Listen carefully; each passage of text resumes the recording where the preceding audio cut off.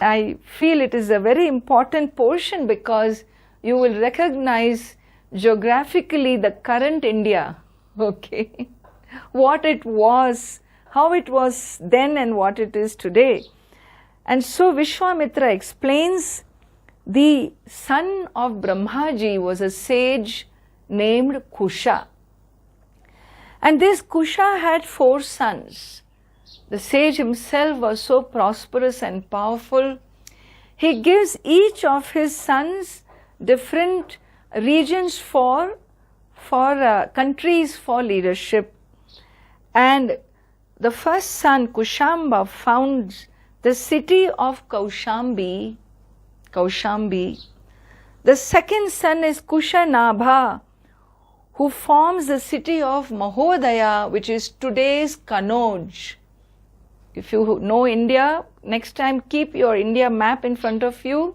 The city of Kanauj, which comes near Ganga in central Uttar Pradesh, UP, and that was a very, very old city. Kanauj is over 10,000-year-old city. The third place is Asurta Rajasa, was his son. In Mahabharata he is called Amurta Raya. He forms a city of Dharmaranya, and that is the area around Gaya. You heard of the city of Gaya? And so that region, the city of Gaya, was built by this king who was also known as Gaya. And Brahma Sarovar forms part of Gaya. And not only that, so we have the 4th city formed by his 4th son Vasu, and that is a place in Bihar today. It was called Rajgir then, and it is Rajgir today also. That region is called Rajgir, and that Rajgir means Rajgir hills, surrounded by 5 hills called Rajgir. A very important region it is, and this river Shona flows in and through amidst those hills. And for your incidental information, it is from Shona river that you get this red stone, which we take as a symbol for Ganesha. And so from there you get that stone. And so that region, Rajgir region in Bihar, that place in those days was called the Magadha territory, and where later on the Nalanda University came. You must have heard of Nalanda University. It was a great university of the 5th century. It existed, it was the planet's first university. Takshashila and Nalanda are 2 oldest universities of India, and 5th to 12th century, those 700 to 900 years, they flourished as with great scholarship. Nalanda was a great library, and which 3 times it was attacked to be destroyed. Takshashila was destroyed, Nalanda was destroyed. From 5th century it was attacked, again it was rebuilt by the kings, again it was destroyed in the 7th or 9th century, again rebuilt, again in the 12th century that library caught fire, or it was purposely put on fire, we don't know. 9 million manuscripts. 9 million manuscripts, they say, was burned down, and whatever survived was ransacked by this Turk invader Khalji, Khalji. In the 12th century, the beginning of 12th century, it was completely fell into ruins. Nalanda University became something to talk about only in the libraries in our history. But it was the planet's biggest university in those times, 5th century, imagine. And so was Takshashila. Oh well, so we are looking at Bihar region as being that 5th place.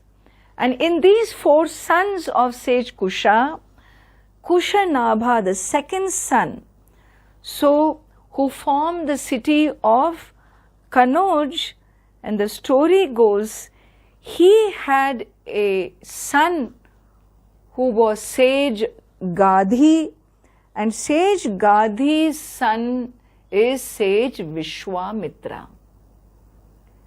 And so sage Vishwamitra comes from this belt, okay. So he is a descendant of Kusha.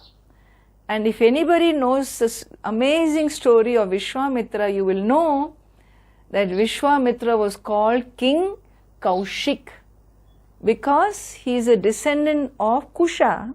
So Kaushika was his name. King Kaushika was his name.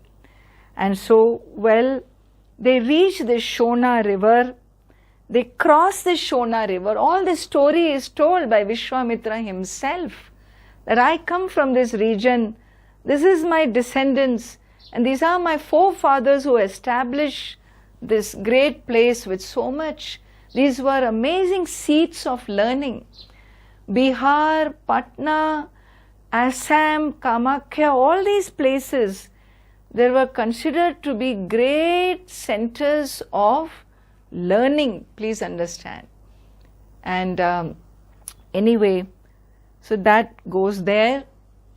Now they cross the Shona river, and after traveling a lot of travel is done, they finally reach Ganga.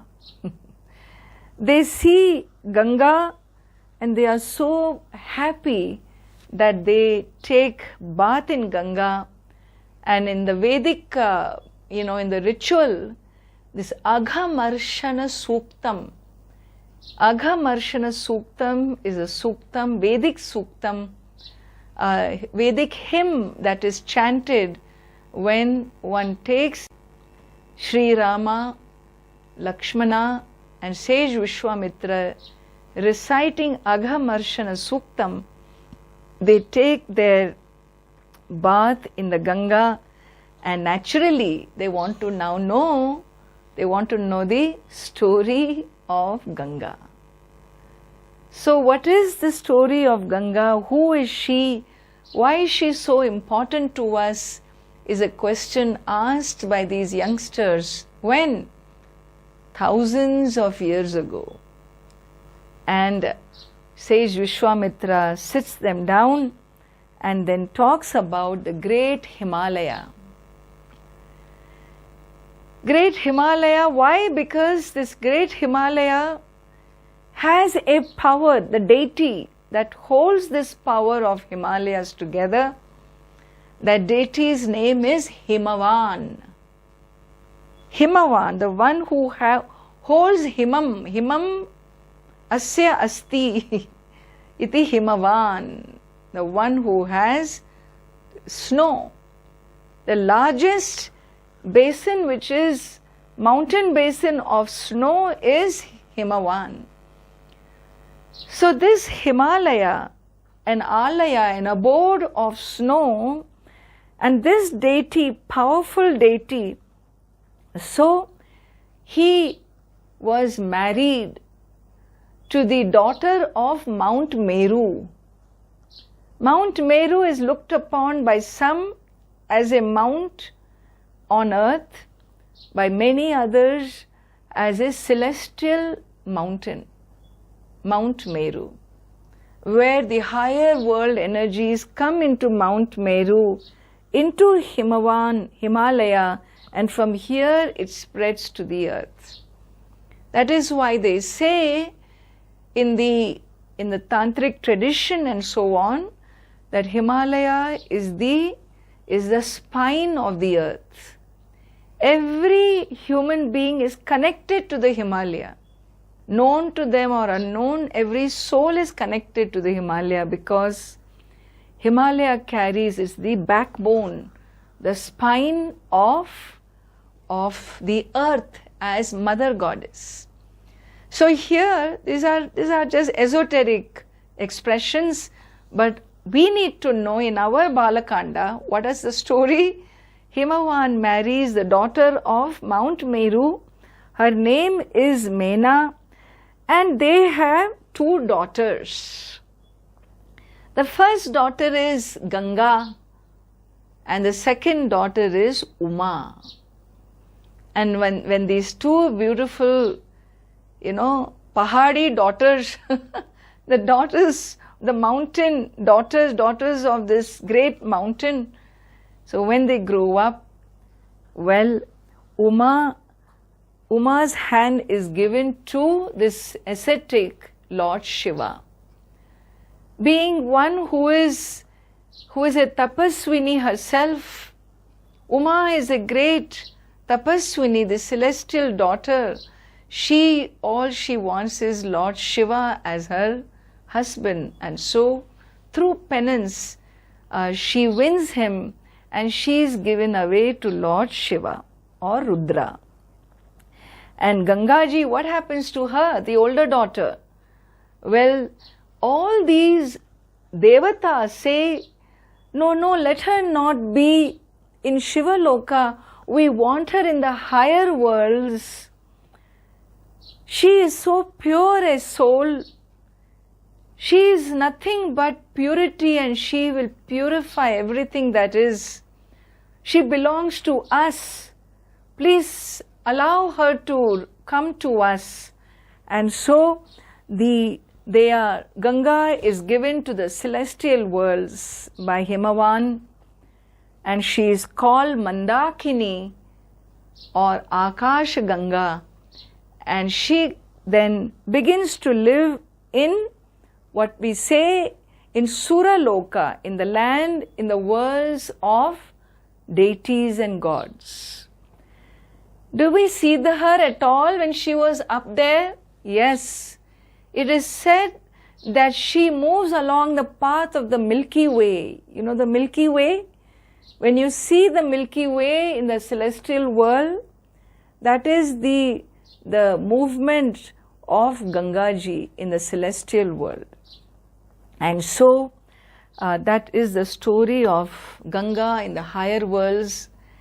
And then what? Well, then comes the story of how Uma, this marriage of Uma to Rudra, and what happens is the two of their stories come. What about their progeny, their descendants?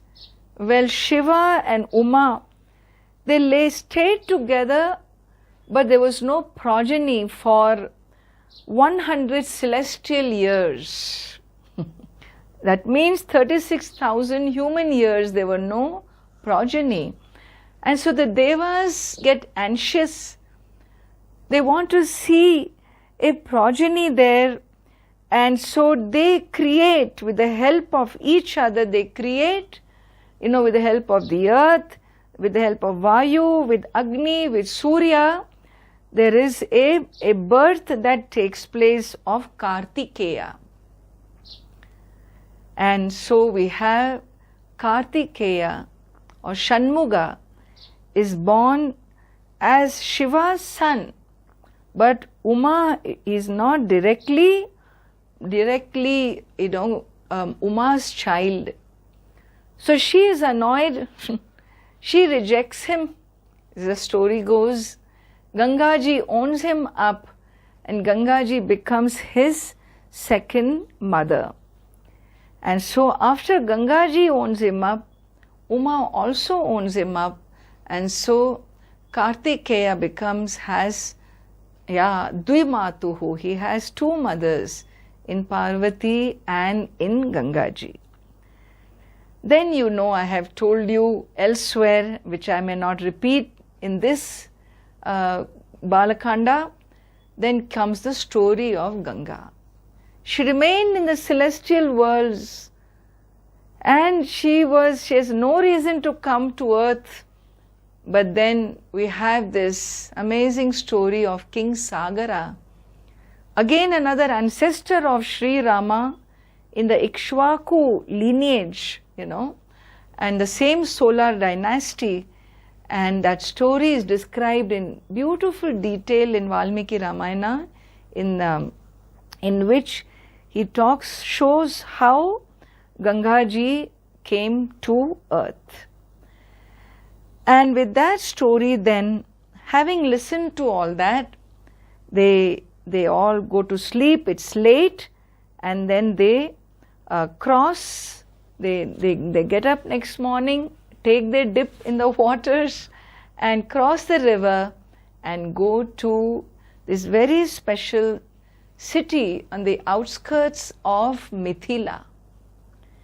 And so we will see the Mithila story coming up, very beautiful story of how Raja Janaka, who was the father of Sita Devi, and Janaka was considered to be really a wise man of great wisdom and great nobility like King Dasharatha, and how they go to Mithila.